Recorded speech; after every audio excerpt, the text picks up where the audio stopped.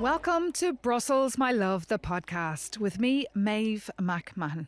For this very special edition for International Women's Day, I'm joined here in the studio by Mary Collins, the Secretary-General of the European Women's Lobby. Welcome. Thank you. Good morning. Diederik de Schetsen, the Secretary-General of the Alliance of Liberals and Democrats for Europe. Thanks for having me. And Evelyn Dunn, a journalist from Euronews. Good morning. Thank you for having me. And joining us from the University of Amsterdam is Dr. Ladan Habari, Associate Professor of Political Sociology. Thank you for having me. Thank you so much for joining us for this special show, as I said, for Women's Day. But how could we start this show on a week like this without taking a moment out to talk about the women of Iran? Since the US-Israeli war on Iran that began last Saturday, the 28th of February, many of us found ourselves thinking of the Women Life Freedom movement, the movement that so bravely had stood up to the morality police in the past, and of course before and after the death of Mahsa Amini, who spoke out against the Islamic regime's anti-women decrees. So Ladan, we're curious to hear from you first. You obviously live in Amsterdam, but I'm sure you still have a lot of friends, acquaintances and families in Iran. How are you and how are they? Thank you so much for dedicating a segment of this podcast to the Iranian women. I'm doing okay, considering really a rather bizarre situation that we find ourselves. It has been a very difficult 2 months for everybody, I have to say, since the beginning of this year, first with the large-scale protests in Iran and the massacre of protesters, and then, of course, with the US-Israeli war that is going on at the moment. And, of course, this impacts everybody, but I would say especially women. Iran is a country where care work is still largely distributed by the gender. And when crisis like this hits, everybody's impacted differently, but it is often women who have to kind of bear the responsibility for caregiving for children, for the elderly. And this, of course, also impacts women differently based on their own backgrounds and their own circumstances. So think about, for instance, single mothers or mothers who are also breadwinners, either alone or with their partners. And I think, Iranian economy is also very male-centered, and women are generally poorer. And again, in moments of crisis like this, access to resources becomes quite scarce. We've seen the direct impact of this on civilians, on children already, right? So often women and children are among the civilians who suffer in wars. And we have seen, devastating scenes and news from Iran around the killing of more than 100 schoolgirls in a city in Iran. And I want to add, in spite of this, Iranian women do remain defiant. And I saw this moment where Iranian women's football team, who had a match in Australia, refused to chant the national anthem, something that they will surely be punished for. So they do still, even in the midst of this, find those moments where they can express their dissent. And have you hope for the future of the country and for the women of Iran? I think hope is not something that just exists. It is something that can also be cultivated. So I hold on to that idea, and I try to cultivate that not only for myself, but also in a collectivity with others who can still envision a future imaginary for Iran. And I think one thing that I hold on to is really, you did mention it, the Women Life Freedom movement in Iran, which was this huge moment of hope for us. And for your listeners who may not remember it very well, it was a protest movement that emerged in 2022 after the killing of Jina Amini, who was a Kurdish woman in Iran, because of accusations of her not having worn her hijab very well. And then it led to this kind of massive uprising, which was really very hopeful. It was a progressive, diverse, pluralistic movement that I think really, perhaps for the first time since the establishment of the Islamic Republic, really allowed for Iranians to unite not around political questions and orientations or identity, but rather really one goal. They all had one goal. And I think it did have, although a lot of people hoped for overthrowing of the regime, which is again another very complex topic, but it did have major victories in the sense that it really scared the authorities in a sense, because women started, getting out of the house in a completely different way. The question of bodily integrity, that they were respected much more. And of course, this was a change on the surface, meaning that it was not changed in the law. So that means that it was still vulnerable and perhaps reversible. But I think we should also acknowledge those victories. And those are things that I hold on to when I think about the future of Iran. Indeed, a little bit of hope there despite the current situation. Dr. Lilan Habari, thank you so much for joining us on Brussels, My Love, the podcast. Thank you for having me. Take care. And of course, we've seen how the war has spilled over into neighbouring countries, and wars tend to really impact women. Your view here, Mary? Well, first of all, I'd like to really pay tribute to the women of Iran for their courage, their bravery, and that has started many years ago, and particularly in the Women Life Freedom. They were at the core, and they were extremely, extremely brave and extremely courageous, and they paid a very, very heavy price. So today, now that the internet has been closed down, we don't have any contact.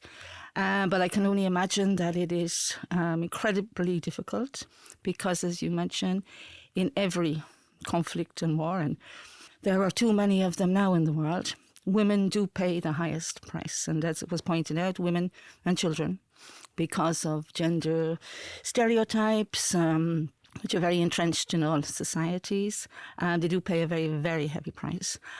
And we really want to send them, if they are listening in any way, and if they can, send them a message of solidarity, that we are here for them. Obviously, a little bit helpless, but nevertheless, I think it's important that we support each other. And I really hope that they get that message, that please reach out in any way you can. We are here for you. And I wish you a lot of courage in the coming days. And Deirdre, are we here for the women of Iran? Yes, and I think without being an expert as the professor on the Iran situation, preparing for this moment now, I was a bit like, what are the images that I think about Iran? And it's really four. And it is the protests of 8 March 79, of the women protesting against the obligatory veil in Tehran. The second thing is, you mentioned her, Masha Amini, which indeed was killed by the regime for not wearing the veil. And then you'll indulge on seeing it a bit from my prism. It's a liberal MEP from Sweden and Iraq, Abir Hassani, who cut her hair in support of the Iranian woman already in 2022. So it's been a while. And then it's about Adouriae, the woman in her 30s studying at the university that stripped of her veil at the university. And these four images are what make me think of Iran. And it is not Bibi or missiles. And I'm not sure missiles are helping, but by naming them, remembering them by name and what they did is part of the solution, I believe. Evelyn? Yeah, so of course this is currently a very important story for Euronews right now. We're covering it every day, not just since the outbreak of the war, but also before. We were heavily reporting on the protests, or at least to the best of our ability, of course. With the internet blackout, it's very difficult to report beyond the facts that we're receiving, such as the estimated death toll. But of course, this is a mere estimation and we can't really fully grasp what's happening on the ground. And this, as a journalist, is incredibly frustrating. That being said, I've had multiple of my friends who are Iranian women reach out to me saying that they do appreciate the coverage. So I think any exposure right now is important to keep the conversation going. And I think it's important to use this Women's Day, any Women's Day, but especially this Women's Day to really put the spotlight on the courageous Iranian woman. And now we're seeing the pictures as well from neighbouring countries. We saw Lebanon as well. Thousands are fleeing, women, children, girls. Yes, and obviously the situation will get worse before it gets better. But now moving on to women's rights right here in the European Union. Mary, I have to start with you on this topic. Where are we at here at 2026 with the much more conservative pro-business approach from the European Commission? I think we have to take a step back, first of all, because if we look at what the European Union has done for women's rights, I think it merits us to stand back and have a look at over time. In order to know where we're going, we need to know where we've come from.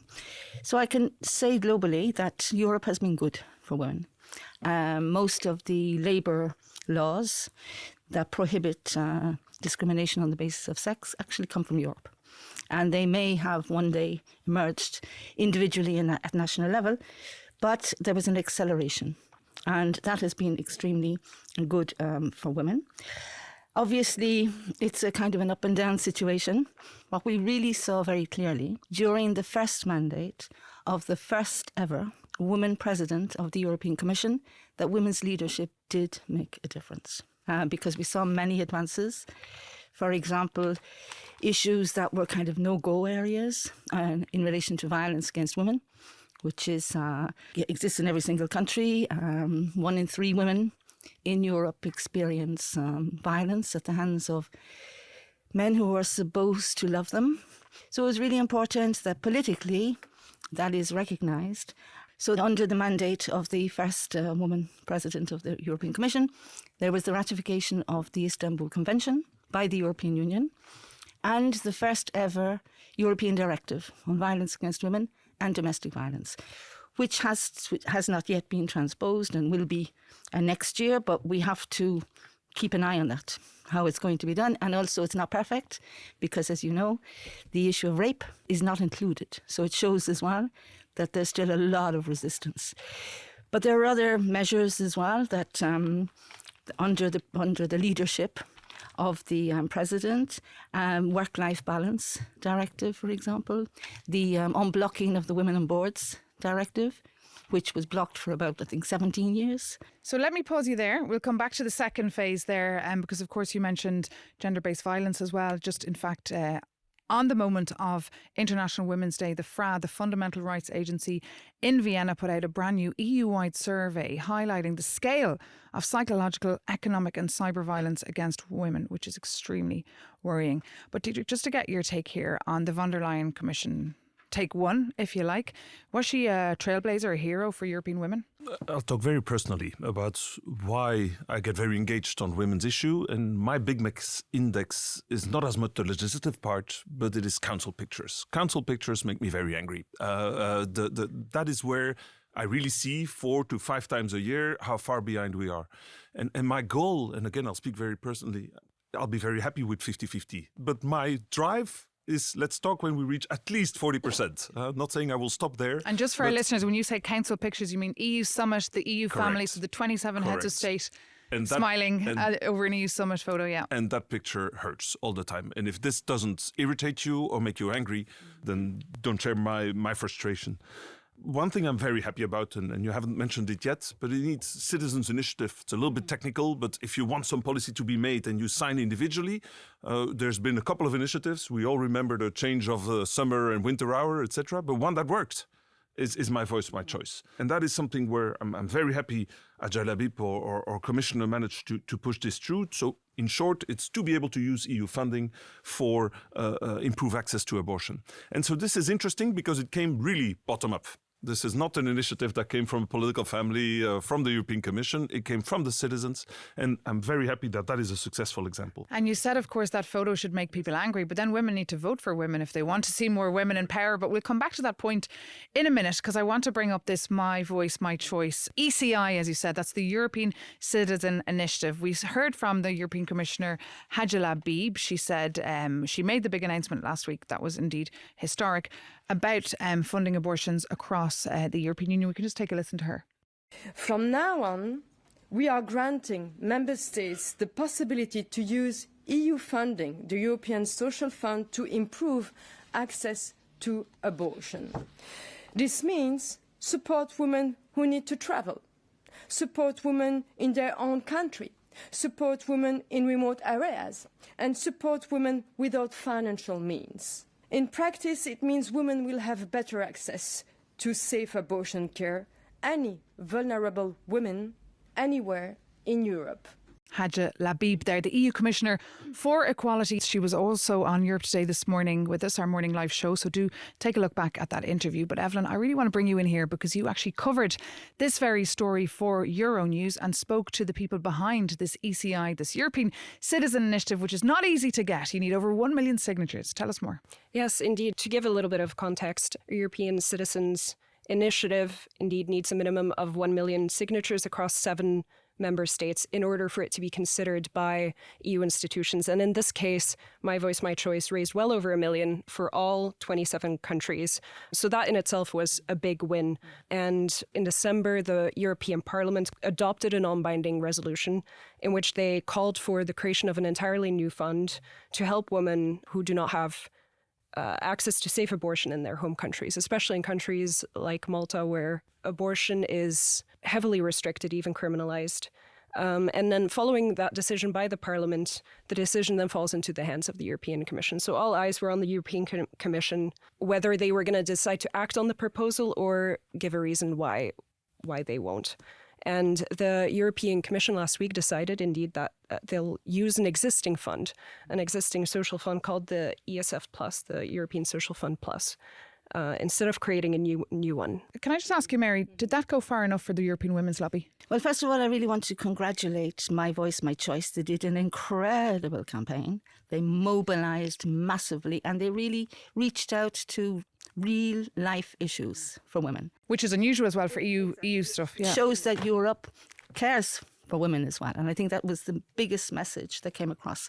I think they came a long way. So what the result is, I think it's the first step.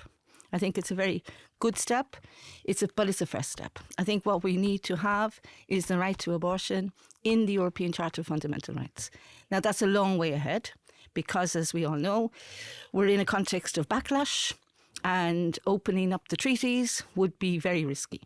But I think that's where we all have to aim for.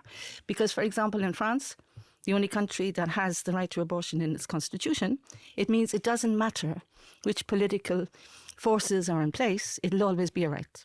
And that's what we need to do. Whereas here, it's the possibility of using existing funds, which is good. But I would imagine that many member states have already decided on their priorities under the European Social Fund. It will mean amending those. So, but the door has been opened. Let's put it that way. The door has been opened. But Diedrich, this is not a priority now of the EU agenda. If you look around Brussels now, everyone's talking about defence, security, the economy, how to make the EU competitive again. This is just not really a priority. You talk to a political family that's often in between conservatives or socialists, and we truly believe that you can have the cake and eat it, and I don't think you should remove essential elements that clearly touch individuals. The objective is indeed to still remain competitive, but to have high environmental standards, and I think we can still be strong on our civil liberties, on women's rights. I don't think it's a matter of having to choose one or the other. Yes, the attention is on one, but nothing prevents you to move on these two things at the same time. And of course you nurture a lot of female politicians in the ALDE group. What it's like for them now being a woman in power? So I have so many examples, and actually of preparing for this was the easiest, is to find example of women in politics, going from a Secretary of State leading an economic mission in a country, and they took a picture and said, well, without the secretaries, and I have so many examples of women in politics that have been pushed aside. We have a quite good track record, but what I'm very proud about is indeed that we don't have a women's club, we have an empowerment program.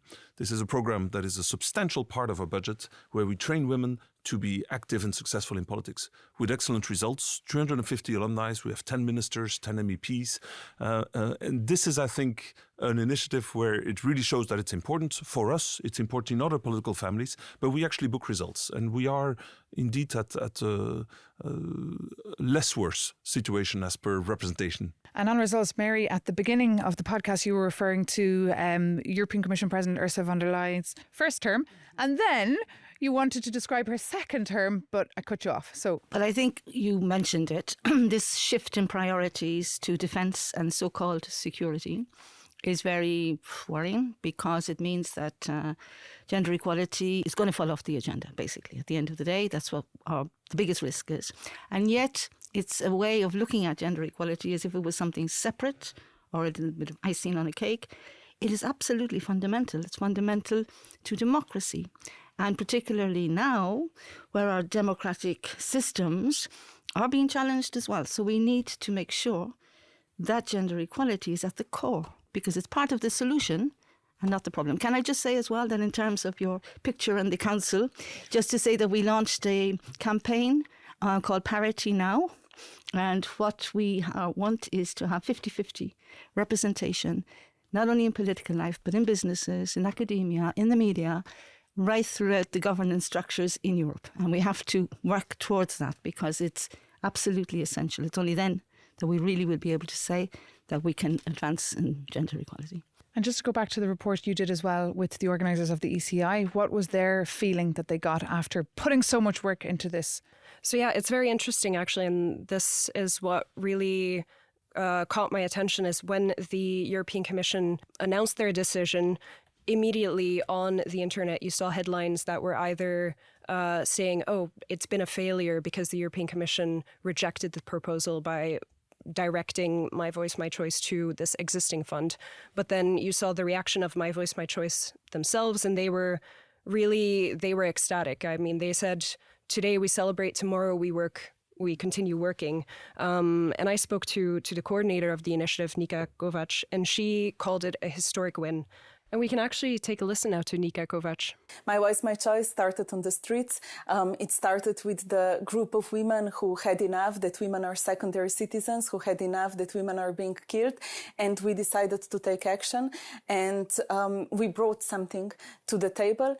We brought our own chair to the places where we usually don't have the chairs. And I think it proved through these 3 years that together we were able to make a change.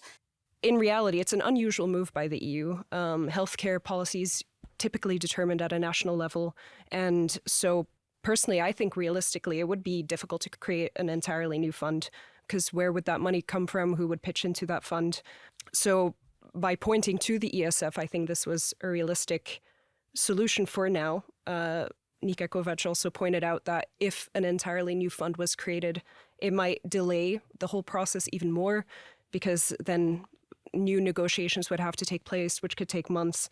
So yeah, obviously My Voice, My Choice were disappointed that there was a lack of a new fund created. And instead they got pointed to the ESF because in reality, the ESF could already be used for abortion access. But they say indeed that this decision shows initiative by the EU and that the EU has competence to act on sexual and reproductive rights. And it creates, they laid the groundwork, it creates a pathway. And I think what's really important now is to see what will happen next. So which member states will take action, which member states will establish programs. And I think that's what My Voice, My Choice is really focusing on now, is continuing that battle. Like they said, they celebrated and now they will continue to make sure that the goals get put into practice. And on that point of celebrating, how will you be spending or marking this International Women's Day? Well, we have initiatives on social media, obviously, to cover it, but to highlight the women that shape our party. My board has more female representation than men, the secretariat too, so we don't reach parity. We have a slight unbalance there. But I think this helps. And indeed, both celebrating My Voice, My Choice, celebrating the current leaders and what they stand for is how it should be celebrated. There's always a distinction of, your francophone friends keep saying it's not International Women's Day, but it's la journée des droits de la femme, because in France it is like that and the French translation is. For me, I really think that indeed it's about where we are going, what we are achieving and the way to go. And that is what should be celebrated, but highlighted on this important day of 8 March. And Mary, the European Women's Lobby, I imagine you'll be right at the front of the protests taking place here in Brussels and of course all across the EU. Absolutely. And because we're a membership-based organisations with members in every country, we're obviously supporting them and we will be giving them lots of visibility as well, lots of demonstrations. It's time really to go back to the streets and to reclaim our rights, because obviously in the context of backlash as well, abortion is one of the issues that is kind of like a football that's thrown around in the political arena. So we want to hold on to those, and it's really, really important. And just a message to our political leaders as well, please make sure that women are at the core of every single thing that's going to happen next, because they're the solution. And what about you, Evelyn? Any plans for International Women's Day? Well, I'm taking a little bit of a break myself, and I'm going on a girls' trip, actually, to Pisa in Italy. So, yeah, I'm excited. Sounds divine. Enjoy. Mary Collins, thank you so much. Secretary General there of the European Women's Lobby. Diedrich de Schetsen, Secretary General of the Alliance of Liberals and Democrats for Europe. And Evelyn Dunn from Euronews. Thank you so much for being with me. And thank you, of course, to all those behind the scenes who helped us get this podcast out. Our sound technician, Georgios Levaditis. Brussels My Love podcast producer, Alice Carnevali. Our social media aide, Rebecca Spinasso. And of course, if you're not already, you can listen to this series on Apple Podcasts, Spotify, or wherever you get your podcasts. You can also find us on euronews.com or Euronews' YouTube channel. And if you like Brussels My Love, the podcast, do subscribe, leave us a review, give us a rating, and of course, spread the word about Brussels My Love, the podcast. See you next time. Euronews.